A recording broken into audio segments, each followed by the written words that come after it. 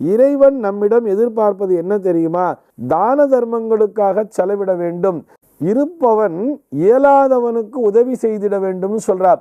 ஒரு 1000 ரூபாய் சம்பாதிக்கிறவன் அழகா ஒரு 100 ரூபாய் இல்லாதவனுக்கு கொடுக்கலாம் இல்லையா? 1,00,000 ரூபாய் சம்பாதிக்கிறான்னு சொன்னா இயலாதவர்களுக்காக அப்படின்னு சொல்லி எடுத்து வைக்கலாம் இல்லையா? ஆனால் இதை நம்மில் பலரும் செய்வதே இல்லை.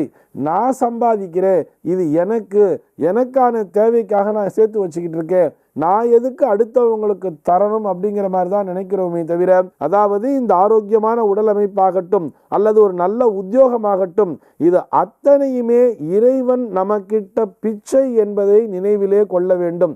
எவன் ஒருவன் நல்லபடியாக மாதந்தோறும் தன்னுடைய சம்பாத்தியத்திலிருந்து ஒரு குறிப்பிட்ட பங்கு என்பதை இயலாதவர்களுக்கு கொடுத்து உதவி செய்து வருகிறானோ அவன் மட்டும்தான் வாழ்க்கையிலே நல்ல வளர்ச்சியை காண முடியும்.